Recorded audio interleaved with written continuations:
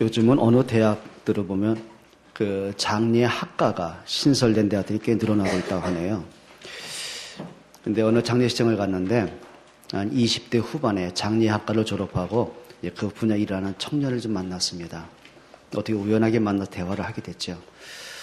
근데 이 친구가 대화 중에 이런 말합니다. 목사님, 저도 이제 예수님 믿어야 되겠어요? 그러더라고요. 왜요? 그랬더니 이 친구는 시신이 이제 장례식장에 들어오게 되면 모든 장례 절차, 그 다음에 이제 일단 좀 아침부터 죄송합니다. 신시들은 이제 냉동실에 보관하겠죠. 그리고 이제 하루가 지나게 되면 이제 발인을 하잖아요. 그럼 사람 먼저 해동해가지고 이렇게 이제 수의를 입히는 작업을 이제 이 친구들이 다 담당을 한답니다. 근데 보면은 유가족들의 모습 보면은 이 사람이 기독교인이다, 불교다, 무신론자다. 이 보면 알잖아요, 분위기가. 그런데 이상하게도 예수 믿는 집에 장례를 치를 때마다 느낌이 다르대요. 그러니까 일단은 그 시신의 그 표정, 그리고 그 사람의 수의를 입을 때 보면은 그러니까 어떤 사람들은 막 이렇게 뭐 이런 얘기도 좀 죄송합니다. 이해하세요? 이제 그 친구 얘기입니다. 옷을 수의를 입히는데 몸이 빳빳하게 굳어가지고 이 입히는 게 어렵다는 거예요. 막 마사지를 하고 때로는 좀 죄송하지만 이렇게 좀 뼈를 어떻게 좀 건드려가지고 이렇게 하기도 하고. 그런데 이상하게도 예수 믿는 사람들의 그 시신을 만지게 되면요, 표정이 이렇게 발달해요. 편안해 보이고 마치 잠자는 모습 같아 보이고, 그리고 수의를 입히다 보면은요, 그 온몸이 이렇게 부들부들하게 그 살아있는 사람처럼 그렇게 편하게 할 수가 있다는 거예요. 그래서 이게 뭘까?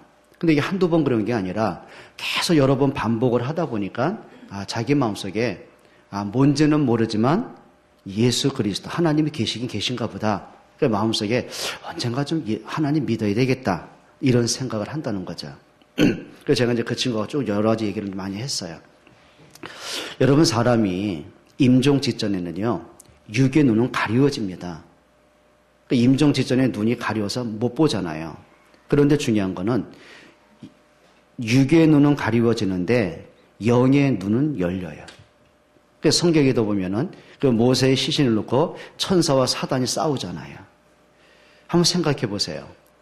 지금 영의 눈이 열려서 구원 못 받은 사람 입장에서요, 지금 영의 눈은 열려 있는데 고통스러운 지옥의 문이 열립니다. 지금 사단이, 귀신이 자기를 지옥으로 끌고 가려고 지금 고통스럽게 끌고 가는데 여러분 같으면 편안하게 가겠어요? 그러니까 그 마지막 죽음 직전에서 안 가려고 온몸에 힘을 거예요. 그래서 사람 그런 거 있죠. 죽을 힘을 다해. 그 힘이랍니다, 이게. 그래서 사람이요, 막 긴장을 하고 두렵고 온몸이 힘을 준 상태에서 임종을 하는 거예요. 그러니 온몸이 굳어질 수밖에 없는 거죠. 근데 반면에 정말 그리스도 믿고 구원받은 사람, 그럼 임종 직전에 영안이 열렸을 때 천국문이 열릴 거 아닙니까? 사도행전 7장에 보면 스데반이 순교를 당할 때 죽음 직전에 하늘문이 열리고 그리스도가 보좌 우편에 서셔서 자기를 맞이하는 모습을 보잖아요. 그 모습이거든요. 자, 천국문이 열립니다. 천사들의 아름다운 찬양의 소리가 들립니다. 자, 그러면 누구든지 가겠어요, 안 가겠어요? 가겠죠. 온몸이 편안하게 늘어지는 거예요. 임종을 하게 되는 거예요. 왜 아침부터 이 얘기를 하느냐? 따라합시다. 언젠간 나도 간다. 제가 지난주에 하여튼 지난주부터 좀 몸이 좀 굉장히 안 좋고 막 감기에다가 여러 가지 좀 몸이 안 좋은데, 일단은 월화수 선교사님들하고 이렇게 7분하고 이렇게 약속이 돼 있지 않습니까? 그래서 사회 현장을 가겠는데 참 고민은 되더라고요. 가긴 가야 되는데 그것도 교회 이전 문제도 있지, 몸은 안 좋지. 왜 하필이면 이때 정했을까? 또 제가 주도를 하니까 안 갈 수는 없고요. 갔는데 역시나 갑자기 계속 열이 오르고 몸은 너무 아프고 하여튼 밥을 못 먹을 만큼 힘들었어요. 근데 이제 화요일 날 이제 각자 사역 메시지 하고 이제 그날따라 이제 전 성도들 이렇게 하면서 선교사님들이 이렇게 전문별로 흩어져서 개인 팀 사역하고 상담하고 시간이 참 많이 늦었어요. 이제 그날 시간이 어떻게 이제 놓쳐서 저녁도 못 먹게 됐고요. 그리고 이제 다 마쳤는데 몸은 진짜 못 가는 만큼 힘들더라고요. 근데 이제 후쿠오카 교회가 2층인데 계단이 실내 계단이 아니라 바깥 계단이 아니라 외부로 난 계단이에요. 근데 아침부터 계속 봄비가 참 많이 왔어요. 근데 계단도 미끄러운데 뭐 다리에 힘이 풀렸는지 갑자기 주저앉으면서 미끄러져 버린 거예요. 근데 쫙 미끄러지는데 그 미끄러진 거 잠깐 생각했습니다. 아, 머리는 다치면 안 되는데. 이 생각이 들잖아요. 근데 뭐 어떻게 뭐 넘어져서 미끄러지니까 뭐 주체를 못한 거죠.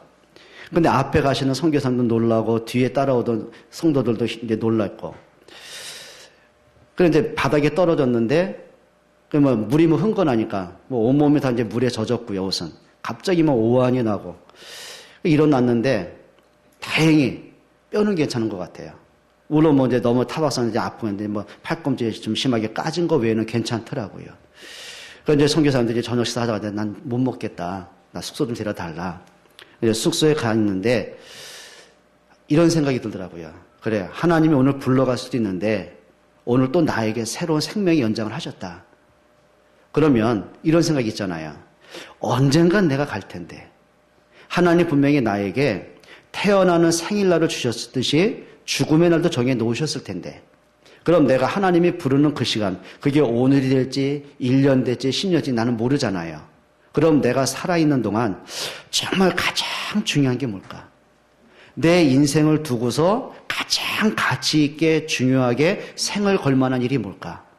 또 하나님의 입장에서 나에게 가장 중요하게 주시는 단어가 뭘까? 많은 걸 한번 생각해 봤어요. 그러다 보니까는 5가지 단어가 마음에 와닿더라고요. 아, 오직 복음이다. 그래, 전도와 선교와 렘넌트와 제자다. 자, 이거는 우리가 평상시에 늘 뭐 이렇게 암기하듯이 늘 생각 속에 갖고 있는 거 아니에요. 그런데 사람이 그런 거 있잖아요. 위급한 상황이 되었을 때. 아, 좀 뭔가 좀 아찔하게. 아, 오늘 갈 뻔 했는데 라는 그 아찔한 순간에 다시 한번 인생을 점검해 보면서 진짜 내가 무엇을 해서 살까? 그러고 보니까 5가지 단어가 나와요. 여러분 한번 이 시간에 여러분이 한번 하나님 앞에 한번 우리가 신앙을 두고 인생 양심을 두고 한번 질문 한번 해보세요. 그래, 하나님과 나와의 관계 속에서 내가 정말 가장 중요한 게 뭘까? 내가 남은 인생을 평생 내 마음속에 담고 정말 그거 담고서 내가 방향 맞출 게 뭘까? 한번 생각해 보셔야 돼요. 그러니까 많은 사람이 마치 뭘 착각을 하냐면은 마치 뭐 죽음이 나하고 관계없는 것처럼 뭐 하나님이 부르신 날이 나하고 관계없는 것처럼 모든 관심이 우리 어디 있어요? 복음과 예배와 하나님의 계획 전혀 관심 없고 일단은 모든 관심은 나잖아요. 오직 나, 내 자녀, 내 집, 어떻게 하면 수입을 좀 많이 얻어가지고 재산을 증식하고 뭐 아이들 미래를 위해서 어떻게 준비하고 예, 필요한 겁니다. 그런데 정말 내가 잡혀있는 그 생각과 모든 관심 속에 정말 하나님하고 소통할 수 있을 만큼의 중심을 갖고 있는 게 뭘까? 하나님이 내 인생 가운데 원하시는 사명은 뭘까? 한번 좀 생각해 봐야 돼요. 오늘 첫째로 지난주에 이어서 말씀드립니다. 바울이 가진 것 3가지가 있었습니다. 첫째는 바울은 분명한 자기의 정체성을 갖고 있었어요. 여러분, 바울이 평생을 보면은 크게 2가지로 보시면 돼요. 자, 그리스도를 알기 이전의 바울의 모습입니다. 그리고 다메섹 도상에서 그리스도를 만난 이후의 바울의 모습입니다. 완전히 인생의 방향, 가치관, 목적이 완전히 바뀌어버려요. 자, 다메섹에서 그리스도 만나기 전에 바울의 모습은요, 종교에 무진한 열심이었어요. 하여튼 철저한 열심이었어요. 자, 둘째가라면 서로 할 만큼 종교에 열심이었어요. 생을 걸었어요. 율법 지키는데 생을 걸었어요. 율법을 어긴 사람은 철저히 심판을 했어요. 거기다가 바울은 사람한테 발견되고 세상의 지식과 명예를 위해서 무진장 달려왔어요. 얼만큼 사람이 노력을 했든지 30대 초반에 유대인의 관원이 됐어요. 지금 말하면 국회의원급입니다. 이스라엘의 국회의원이 될 만큼 젊은 나이에 성공을 했어요. 자, 얼마나 지식에 대한 욕심이 많았던지 그 당시에 최고의 스승이었던 가말리엘, 그 사람의 수제자가 되고 말았어요. 자, 얼만큼 했는지 언어에는 뭐 로마어부터 뭐 히브리어부터 헬라어부터 예, 언어에는 능통했어요. 자, 얼마나 열심히 했던지 헬라 철학에 능통을 했어요. 거기다 로마 시민권 태어나면서부터 거기다가 뼈대 있는 왕가의 가문이에요. 베냐민 지파였어요. 자, 그러면 신분에서나 지위에서나 명예에서나 권력에서나 종교적인 면에서는 그 어떤 것도 남한테 뒤지지 않을 만큼 앞서가는 사람이었어요. 근데 이 사람이 한 가지를 놓친 거예요. 자, 성경을 그렇게 알고 있으면서도, 구약 성경을 알고 심지어는 모세오경을 달달달 외우면서도, 유대인의 전통과 모든 것을 다 가지고 있으면서도, 율법을 철저히 지키면서도 한 가지를 몰랐어요. 그 성경에서 말씀하는 그리스도를 몰랐어요. 창세기 3장 15절을 외우고 있으면서도 그 여자의 후손으로 오셔서 뱀의 머리를 상하게 하신 그리스도를 몰랐어요. 유월절 양의 피 사건을 알고 있으면서도, 평생을 종교 의식을 지키면서도 그 피의 주인공 되신 그리스도를 몰랐어요. 여러분, 노아의 방주상과 역사를 알고 있으면서도, 모세가 그렇게 율법의 자존심이었고 아브라함이 믿음의 조상으로 인정을 하고 그 후회가 됨에 대한 자부심을 갖고 있으면서도 아브라함이 바라봤던 그리스도를 몰랐어요. 결국은 그 율법을 가지고, 그 성경을 가지고, 자기의 열심히 있는 종교성을 가지고 예수님을 핍박하고 십자가에 못 박혀 죽이고요. 그리고 결국은 스데반을 돌로 치고요. 아예 이제는 그걸로 성이 안 차가지고 공문을 받습니다. 예수 믿는 사람을 잡으면 그 자리에서 사형시켜도 괜찮다. 살인 면허를 받습니다. 그리고 핍박하러 가다가 다메섹에서 부활하신 그리스도를 만나게 되는 거예요. 거기서 바울의 모든 지금까지 인생관, 역사관, 신앙관, 종교관, 가치관 완전히 바뀌어버려요. 여러분, 그리고 바울이 한 말입니다. 빌립보서 3장의 일입니다. 내가 전에는 세상 지식을 자랑했다. 그런데 이제는 그리스도를 아는 지식이 가장 고상하다. 내가 전에는 사람들한테 발견되기를 원했다. 근데 이제는 내가 그리스도께 발견되기를 원한다. 내가 이전에는 로마 시민권을 자랑했고 그거 갖고 내가 마음껏 살아왔다. 근데 이제는 내게 천국의 시민권이 있다. 내가 이제는 내 인생의 목적을 야심을 갖고 달려왔다. 그런데 하나님이 정하신 그 표대를 향해 달려간다. 그리고 이렇게 말합니다. 내가 이제는 살든지 죽든지 그리스도를 위해서, 하나님 영광을 위해서, 복음의 증인이 되기 위해서, 그것이 바울의 삶의 방향이었고 목적이 된 거예요. 여러분 꼭 기억을 하셔야 됩니다. 사람들은 뭘 자랑합니까? 바울은 예전에 정체성이 그거였어요. 화려한 지식, 배경, 권력, 성공, 열심을 자랑했어요. 근데 이제는 정체성이 바뀌었어요. 그리스도를 자랑했어요. 자, 그리스도를 만나고 난 이후부터 계속 핍박이 오잖아요. 계속 쫓김을 당하잖아요. 거기다가 감옥에 가죠. 태장을 맞죠. 돌로 침을 당하죠. 채찍을 맞죠. 굶주림을 당하죠. 파선을 당하죠. 그리고 감옥에 가죠. 나중에는 단두대에 목이 잘려 순교를 당하잖아요. 그런데 바울이 한 말입니다. 살든지 죽든지 그리스도를 위해서, 하나님의 영광을 위해서. 그게 바울이 갖고 있는 정체성입니다. 여러분, 과거를 복음의 발판으로 만드셔야 돼요. 바울이 그 얘기거든요. 그리스도를 만나기 전에 자기 인생과 그리스도를 만나기 전에 나의 인생을 분명히 보셔야 됩니다. 여러분, 우리가 복음 알게 된 인생이 어떠셨어요? 열심히 사셨잖아요. 열심히 자녀 키우셨잖아요. 열심히 믿어오셨고 나름대로 인생 성공하려고 무진장 앞을 향해 달려오셨잖아요. 근데 웬일입니까? 평안이 없어요. 행복이 없어요. 감사가 없어요. 가정에는 계속 여러 가지 영적 문제, 삶의 문제, 자녀들의 문제, 인생의 문제 계속 올 수밖에 없어요. 문제가 와서 문제가 아닙니다. 중요한 게 있다니까요. 문제가 올 수밖에 없는 영적인 배경과 상태들이란 말이에요. 여러분, 창세기 3장에서 사는 길이 있습니다. 복음의 능력입니다. 죄와 사망에서 해방받는 길이 있습니다. 복음의 능력입니다. 운명에서 해방받는 길이 있습니다. 복음의 능력입니다. 여러분, 복음으로 여러분 자신을 찾아내기 축원합니다. 여러분, 과거에 많은 아픔도 있잖아요. 살다 보니 상처도 있잖아요. 어려움도 있잖아요. 남한테 말할 수 없는 자기만의 아픔들, 숨기고 싶은 자신의 과거들이 있잖아요. 그 모든 것들을 복음 안에서 축복의 발판으로 만드세요. 그것 때문에 내가 눌리고 잡히고 지치고, 그것 때문에 뭔가 삶에 상처가 되고 우울해지고 뭔가 의욕이 상실되고 신앙생활에 시험에 들고 사단의 통로가 되는 게 아니라 그 모든 걸 축복으로 바꾸세요. 승리하기를 축원합니다. 그러면서 바울이 가진 게 있었어요. 그리스도의 비밀을 가졌어요. 골로새서 2장 3절의 바울의 고백입니다.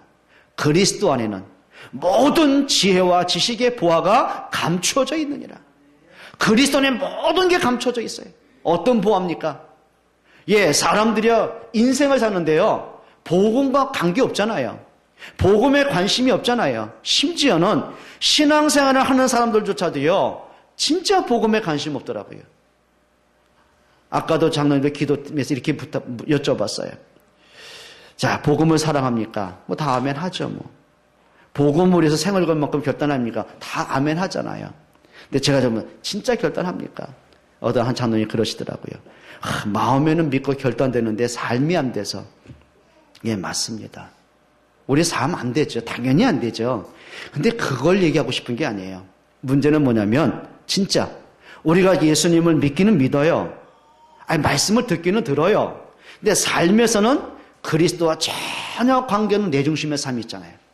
여러분 솔직하게 저를 포함해서 우리 모든 분들은 솔직하게 한번 여러분 정말 우리가 내 마음속에 꽉 차 있는 거 내 생각 속에 꽉 차 있는 거 새벽에 눈을 뜨고 하루를 살면서 꽉 내가 뭔가 목적을 향해 달려가는 그 속에 정말 내가 단 조금이라도 정말 복음을 이해하고 현장에서 만나는 사람에게 전도를 생각하고 정말 교회를 가슴에 담고 함께 기도하고 정말 하나님의 계획을 뭔가 찾고 그걸 한번 찾아보세요. 내가 하나님이 보실 때 하나님이 내 마음에 들어와 계실 만큼 하나님이 내 마음에 말씀을 담아줄 만큼 그걸 받을 수 있는 영적인 공간이 있는지를. 근데 좀 죄송합니다. 저를 포함한 대다수의 많은 분들이요 그게 잘 안 되더라고요. 오직 뭡니까? 목적은 납니다. 내 가정, 내 아이, 내 통장, 주식 나쁜 거 아니잖아요. 근데 한 번쯤은 정말 우리가 믿음의 좀 여유를 가지고 정말 내가 복음은 가졌는데 정말 내가 이 복음을 진짜 누리고 있는가? 정말 내 안에 그리스도의 생명을 가졌는데 구원받은 자의 이 생명의 축복을 내가 진짜 누리고 있는가? 그래, 정말 내 삶을 살아가면서 정말 복음을 이하고 전도와 교회가 정말 내 마음속에 담겨져 있는가? 한 번쯤 우리가 한번 점검도 좀 해볼 필요가 있을 것 같아요. 여러분, 하나님 앞에서 믿음의 여유를 좀 갖기를 주의 이름으로 축원드립니다. 바울이 그 말입니다. 로마서 3장 23절에 바울이 이렇게 말합니다. 모든 사람이 죄를 범하였음에 하나님의 영광에 이르지 못하더니 모든 사람이 죄를 범하였음에 하나님의 영광에 이르지 못하더니 그런데 24절에 이렇게 말해요. 성경 한번 읽어보겠습니다. 로마서 3장 24절입니다. 같이 읽습니다. 그리스도 예수 안에 있는 성령으로 말미암아 하나님의 은혜로 값없이 의롭다 하심을 얻은 자 되었느니라. 어떻게 했어요? 그리스도 예수 안에 있는 속량으로 말미암아. 이 속량이 뭐죠? 그리스도가 십자가에 죽으심으로 내가 갚을 수 없고 해결할 수 없는 빠져나올 수 없는 모든 원죄와 가문의 죄와 내 자범죄를 다 없애셨다. 모든 것을 다 갚으셨다. 예수님의 십자가의 능력으로 내게 있는 모든 허물과 죄를 끝내셨다. 그게 바울의 고백입니다. 은혜로 값없이 의롭다 하심 얻었으니. 한번 여쭤볼게요. 만약에 여러분이 구원받고 여러분이 죄사함 받고 운명이 해결돼야 되는데 값으로 환산한다면 얼마 되겠어요? 값으로 환산한다면 한번 죄송한 얘기 해볼까요? 여러분 얘기하면 좀 기분 나쁘실 테니까 만약에 은진이가 생명이 끊어졌다. 그런데 누군가가 당신의 딸 살려줄 테니까 얼마 내겠냐?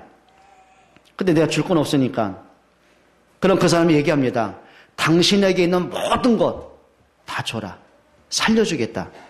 진짜 살릴 길이 있다면 저 할까요 안 할까요?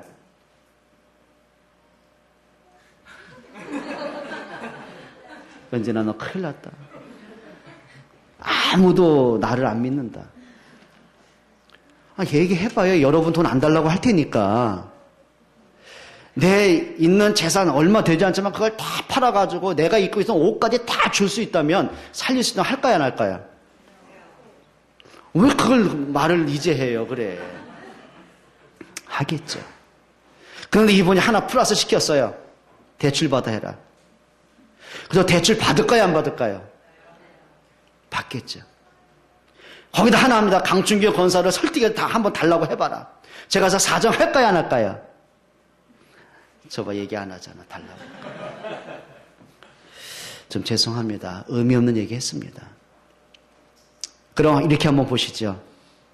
하나님이 여러분 죄 문제 해결하기 위해서, 구원을 주시기 위해서, 사망에서 생명 주기 위해서 돈으로 계산하다면 얼마를 요구하실 것 같아요?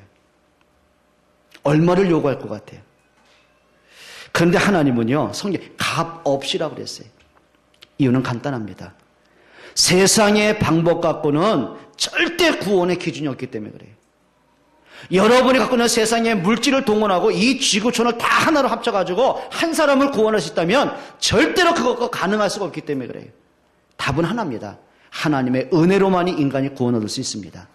예수 그리스도의 십자가의 능력으로만이 우리가 사망에서 생명을 얻을 수 있습니다. 그래서 하나님 값으로 계산하지 않았어요. 너희가 그 은혜로 인하여 믿음으로 말미암아 구원을 얻었나니 이것이 너희에게서 난 것이 아니라 하나님의 선물이다. 여러분 진짜 좀 감사하기를 축원합니다. 근데 신자들의 문제가 있습니다. 너무 값없이 은혜를 받고 보니까는요, 귀한 줄을 몰라. 이게 문제 같아요. 그러니까 사람이요, 돈 주고 산 거에 대해서는 귀하잖아요. 예? 지난번에 어디 갔더니 애가 막 노니까요, 막 혼내더라고요. 막 테레비를 타고 애들 짓궂잖아요. 테레비가 되게 커요. 마침 무슨 뭐 영화가 보니까 엄청 커요. 벽을 다 차지했어요. 애가 그 탁자에서 놀리니까는 막 야단치더라니까요. 그게 얼마짜린데. 그래요. 돈 주고 한 수백만 원 주셨겠죠. 수백만 원짜리 깨질까봐 그거 애주든지 하더라니까요. 근데 사람들이요, 내가 받은 구원의 축복에 대해서는요, 진짜 조금이라도 진짜 감사가 가고 마음이 가고 내가 받은 구원의 축복을 생각하면 진짜 하나님께 찬양이 되고, 그건 굉장히 약하신 것 같아요. 심지어는 아이들이 예배를 한번 안 드리더라도요, 야, 네가 받은 은혜가 얼마나 큰데, 네가 받은 하나님의 사랑이 얼마나 값진데 네가 하나님께 예배를 안 드리냐, 그리 말하는 부모는 거의 없더라고요. 여러분 정말 구원받음에 대한 감사를 회복하시기를 축원합니다. 여러분 진짜 좀 감사 회복하세요. 여봐야 성가대원들 안 하잖아요. 감사하시기를 축원합니다. 여러분 이제는 신앙생활을 좀 다시 한번 시작했으면 좋겠어요. 진짜 복음으로 시작했으면 좋겠어요. 내가 받은 구원에 감사를 한번 시작을 했으면 좋겠어요. 단순하게 예배 시간 1시간 지키는 것이 아니라 구원받은 자가 최고로 하나님께 영광 돌릴 수 있는 최고의 축복의 행위다, 좀 확신 갖고 했으면 좋겠어요. 여러분 믿음 회복하시기를 축원합니다. 로마서 5장 1절입니다. 한번 읽어보겠습니다. 그러므로 우리가 믿음으로 의롭다 하심을 받았으니 우리 주 예수 그리스도로 말미암아 하나님과 화평을 누리자. 우리가 뭐였어요? 믿음으로 의롭다 하심을 받았으니. 여기 믿음이 뭐예요? 딴 거 아닙니다. 내가 뭔가를 만들어서 믿으려고 하는 게 아니라 하나님이 행하신 그 일을 믿는 거예요. 하나님이 영원전부터 약속하신 그리스도를 믿는 거예요. 말씀대로 이 땅에 오시고 십자가에 죽으시고 부활함으로 모든 구원을 완성하신 그리스도를 믿는 거예요. 그분이 저 멀리 계신 것이 아니라 2000년 전에 그 그리스도가 아니라 지금도 성령으로 내 안에 계신 그 그리스도를 믿는 거예요. 막연하게 신앙생활하는 게 아닙니다. 그 하나님께서 우리 인생의 모든 시간표를 갖고 계획 따라 인도해 가고 계시잖아요. 그걸 믿는 거예요. 때로는 문제 오겠죠.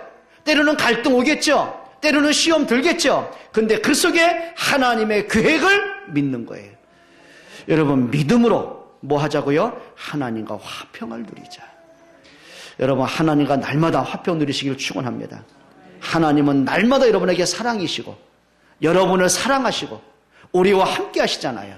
그 은혜를 누리시기를 축원합니다. 자, 바울이 가진 게 있습니다. 로마서 5장 8절입니다. 이렇게 말하죠. 우리가 아직 죄인 되었을 때에 그리스도께서 우리를 위하여 죽으심으로 하나님께서 우리에 대한 자기 사랑을 확증하셨느니라. 우리가 아직 죄인 되었을 때에, 영적 사망에 묶여 있을 때에, 죄와 허물로 죽어 있을 때에, 지옥의 진노 아래 묶여 있을 때에 그리스도께서 십자가의 죽으심으로 하나님이 우리에 대한 자기의 사랑을 확증하셨느니라. 여러분 마음속에 여러분을 향한 하나님의 사랑이 좀 느껴지기를 축원합니다. 십자가에 죽기까지 사랑하신 그리스도의 사랑이 느껴지기를 축원합니다.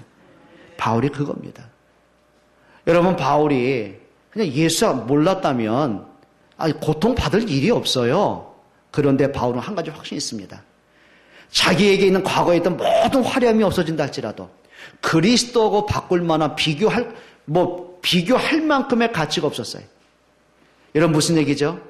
고난을 당하고 사형을 당한다 할지라도 복음하고 바꿀 수 없는 복음에 대한 진정한 가치가 발견된 거예요. 그걸 이렇게 말합니다. 생명 걸 만한 가치가 보여지는 거예요. 여러분 진정한 복음의 능력 체험하시기를 바랍니다. 로마서 5장 17절 이렇게 말합니다. 한 사람의 범죄로 말미암아 사망이 그 한 사람을 통하여 왕노릇하였은즉. 이 말은 뭐죠? 아담 한 사람으로 인하여 모든 인류에게 사망이 들어왔다는 얘기예요.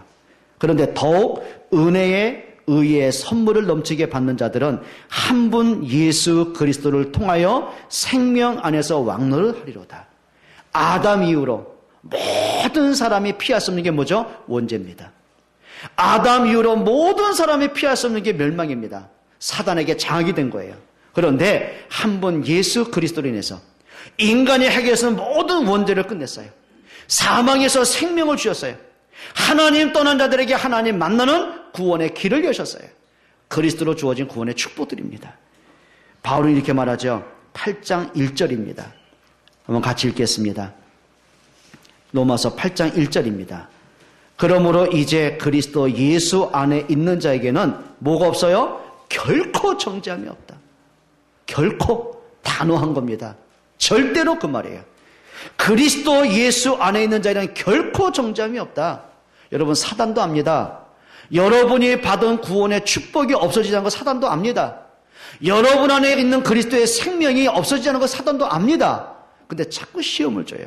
내가 가진 복음의 축복을 자꾸 잃어버리게. 사람을 통해 갈등을 주고 환경을 통해 시험을 들게 만들고 내 성격 때문에 상처 때문에 아프게 만들고 자꾸 복음을 놓치게 만들고 말씀 떠나게 만들고 속지만 않기를 축원합니다. 따라합시다. 속지만 말자. 여러분 붙잡으세요. 진짜 말씀 붙잡으세요. 바울이 가진 정체성이죠. 오늘 본문의 고린도전서 15장 10절입니다. 나의 나된 것은 하나님의 은혜로다. 나의 나된 것은 하나님의 은혜다. 바울은 자기 자신을 잘 알고 있습니다. 예전에 자기가 복음을 핍박하던 사람이었어요. 바울은 이렇게 말합니다. 나는 죄인이었다 그렇게 말 안 하고요. 더 큰 얘기를 했어요. 나는 죄인 중에 괴수다. 죄인 중에 괴수다. 그 말은 뭐냐면 이 땅에 나처럼 복음을 대적한 사람이 있었더냐? 나처럼 복음을 핍박한 사람이 있었더냐? 나처럼 예수님을 능멸한 사람이 있었더냐?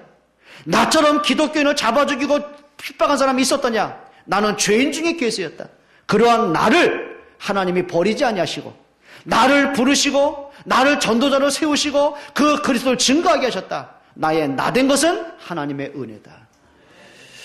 여러분 자기를 아는 사람은 감사밖에 없습니다. 정말 자기를 아는 사람은요 낮아질 수밖에 없습니다. 여러분 복음 안에서 자신을 발견할 수 있기를 축원합니다. 그리고 바울은 이렇게 말해요. 데살로니가전서 5장 18절이죠. 범사에 감사하라. 여러분 사람들은 감사의 기준이 있잖아요. 그렇죠. 좀 건강이 회복되고 하는 일이 잘 되어지고 감사할 일이 있을 때 감사가 되어지잖아요. 근데 바울의 감사는 그게 아니에요. 감옥에서 오는 감사였어요. 핍박받으면서 감사했어요.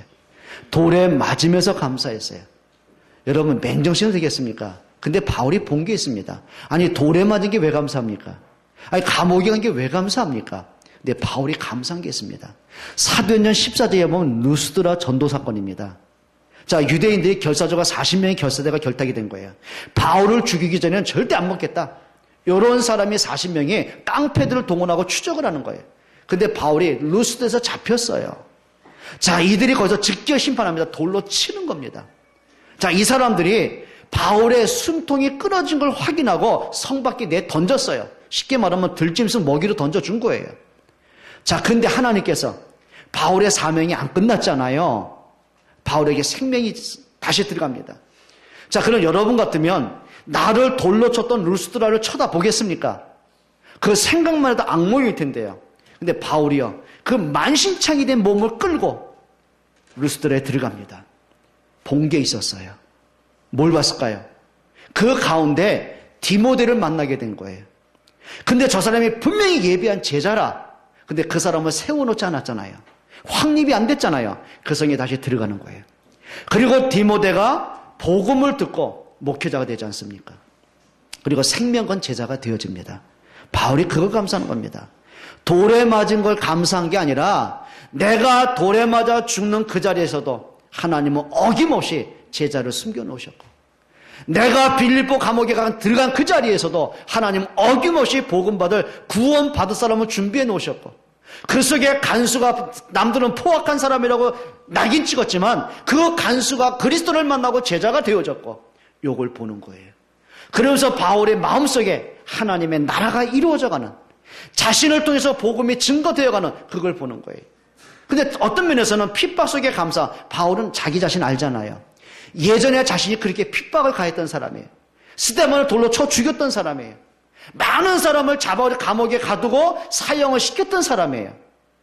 바울이 느낀 게 있을 거 아닙니까? 예전에 제가 핍박져 있을 때 그 모습들, 오히려 자기를 돌로 치는 사람을 이해하게 되는 거예요.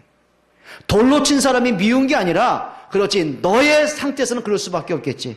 옛날에 자기가 그랬으니까. 네가 복음 없이 종교에 묶여 있는데, 너희들이 복음 없이 율법에 잡혀 있는데, 그러니 그리스도를 대적할 수밖에 없겠지. 요걸 보는 거예요. 그러고 보니까 문제가 오는 건 당연했고요. 사건이 오는 건 당연했고요. 그런데 중요한 게 봤어요. 그 문제와 사건과 고통 속에서 하나님이 하시는 일을 봤어요. 그걸 보고 나니 감사가 되어지는 거예요. 여러분, 진짜 우리 속에 감사 회복하기를 축원합니다. 감사할 일이 와서 감사도 당연히 하셔야 돼요. 문제가 왔을 때 감사하세요. 어떤 어머니가, 믿음 좋은 어머니가 이남 1녀가 있었어요. 그런데 첫째와 딸은 예수를 같이 잘 믿어요. 근데 둘째 아들이 이렇게 방탕자라. 예수 믿는 자체를 환멸을 느끼니까. 근데 어머니가 임종측전입니다. 그러니까 자녀들이 다 모였겠죠. 가족들이 다 모였습니다. 근데 첫째 아들과 그 딸아이한테는 이렇게 말합니다. 굿나잇. 근데 둘째 아들한테는 굿바이 하는 거예요. 아들이 의아해가지고, 엄마, 왜 형하고 누나한테는 굿나잇 하고 왜 나는 굿바이 하세요? 어머니가 임종직전에 힘들게 이렇게 말합니다. 네 형하고 누나는 천국에서 만나겠지만 너는 천국에서 못 만나던 지옥 가야 되니까 미리 인사하는 거야. 그 아들이요, 그 말 듣고는 곰곰이 생각해 보는 거예요. 그것도 그 엄마가 건강할 때 굿바이 했으면 농담으로 들 텐데, 마지막 임종하면서까지 나한테 하고 싶은 메시지가, 그래, 내가 그동안 복음 없이 산 것, 예수 안 믿고 산 거 엄마가 그동안 평생에 한이 되셨구나. 그리고 이 아들이요, 회개하고 그날 밤에 예수님 같이 영접하게 되는 사건이 있었대요. 여러분, 맞습니다. 그 사람이 살아가면서요, 굿바이 인생이 있고 굿나잇 인생이 있더라고요. 여러분, 우리가 진짜 복음을 가지고도요, 복음하고 관계없는 사람이 있고 복음에 관계된 사람들이 있더라고요.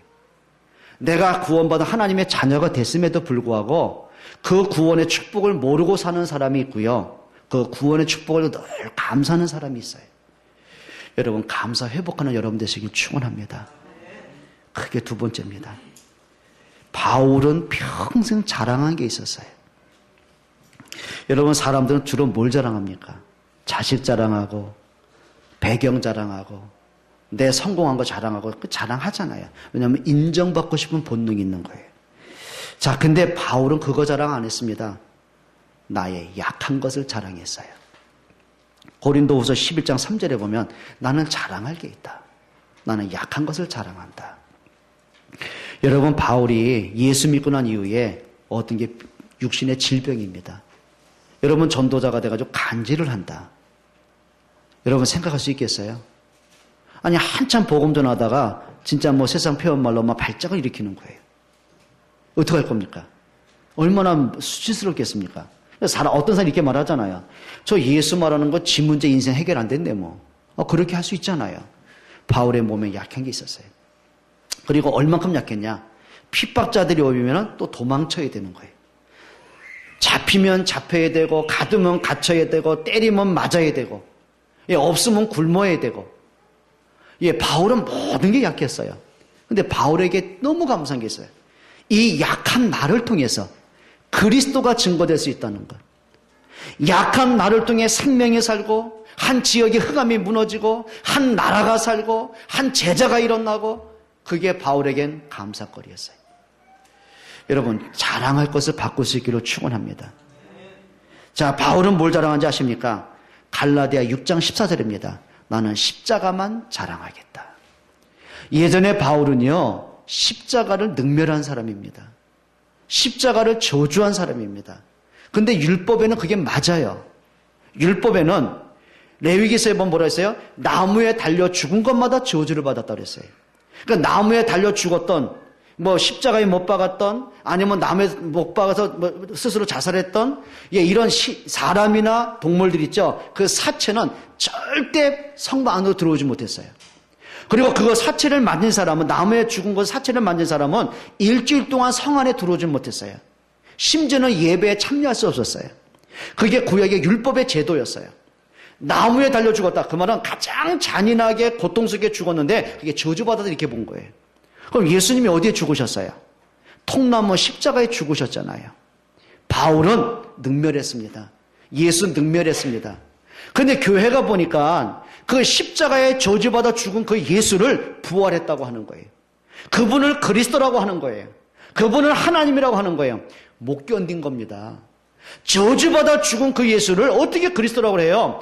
그래서 아예 자청을 한 겁니다. 대제사장 가야바 찾아갑니다. 내가 예수님 사람 쓸어버리겠다. 나를 보내라. 그래서 공문 받은 겁니다. 이런 바울이 다메섹에서 부활하신 그리스도 만난 겁니다. 그리고 바울은 그 이후에 바꿨어요. 고린도전서 1장 18절입니다. 자기 얘기입니다. 십자가의 도가 멸망받은 사람에게 미련하게 보이지만 구원을 얻은 우리에게는 하나님의 능력이 됩니다. 그리고 바울이 갈라디아 6장 14절에 그 말한 겁니다. 나는 죽는 그날까지 십자가만 자랑하겠다. 나무 십자가가 아닙니다.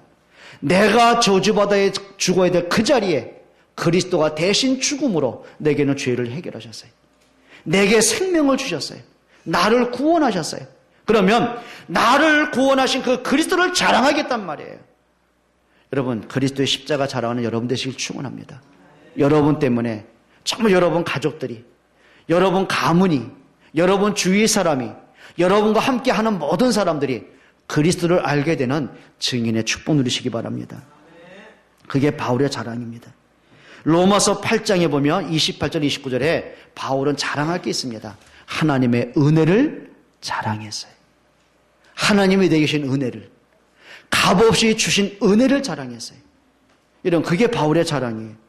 그리고 빌립보서 1장 26절 27절에 보면 바울 서신 전체 흐르는 내용들입니다. 바울의 자랑이 뭔지 아십니까? 내가 너희 때문에 행복하다. 내가 너희를 자랑한다. 너희가 그 고난 속에 핍박 속에 많은 어려움 속에서도 믿음을 갖고 믿음을 지킴을 내가 자랑한다.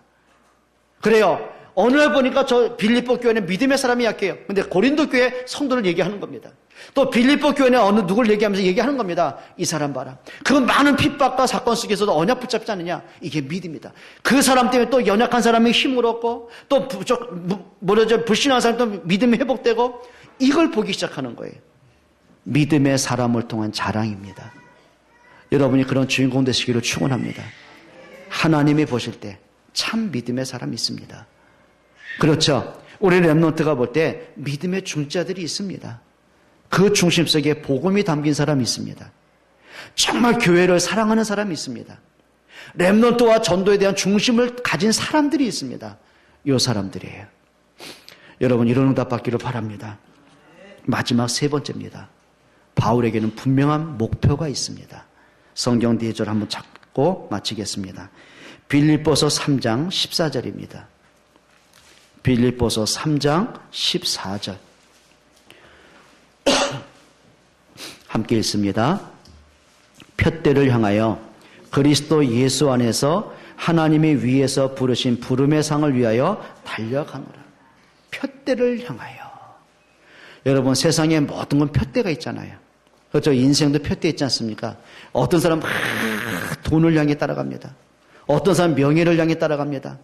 자, 우리 어떤 아이들은 막 어른들까지 막 게임을 향해 막 달려갑니다. 그 외에는 관심 없는 사람도 있잖아요. 그게 그 사람들한테는 푯대입니다. 근데 바울의 푯대는 옛날 똑같았어요. 명예, 열심, 성공, 그게 푯대였어요. 근데 바울의 푯대가 바뀌었어요. 그리스도 예수 안에 있는 위에서 부르신 상을 위해 달려간다. 내게 푯대가 있다. 오직 전도, 오직 선교, 오직 제자, 오직 렘넌트. 그것이 바울의 푯대였어요. 여러분이 하는 일은 다 다를 겁니다. 학생들은 지금 공부하는 나이 있죠. 여러분 직장 생활하고 사업을 하고 하는 분야와 일은 다 다릅니다. 그런데 푯대는 같습니다. 그게 뭘까요? 세계 복음화입니다. 여러분 진짜 푯대가 보여지기를 바랍니다. 빌립보서 1장 20절입니다. 같이 읽습니다. 나의 간절한 기대와 소망을 따라 아무 일에든지 부끄러워하지 아니하고 지금도 전과 같이 온전히 담대하여 살든지 죽든지 내 몸에서 그리스도가 존귀하게 되게 하려 하나니. 바울의 간절한 기대가 있어요. 그 마음속에 막 불붙는 소원이 있습니다. 어떻게 하면 내 몸에서 하나님께 영광이 될 수 있을까? 예, 그게 바울의 목표였어요. 여러분 진짜 삶의 목표 하나님께 영광이 되길 축원합니다. 많은 체육 선수들이 그러잖아요. 다 금메달 목여고 하나님께 영광을 돌립니다. 예, 삶의 목표 있습니다. 여러분 정말 분명한 목표 회복하기를 바랍니다. 고린도전서 10장 31절입니다. 고린도전서 10장 31절. 우리 함께 보겠습니다. 시작. 마시든지 무엇을 하든지 다 하나님의 영광을 위하여 하라. 먹든지 마시든지 무엇을 하든지 하나님의 영광을 위하여 하라. 이유는 하나 있습니다. 생명은 하나님께 있습니다. 하나님이 여러분의 생명을 지키시고 축복하셔야만 됩니다. 그렇죠?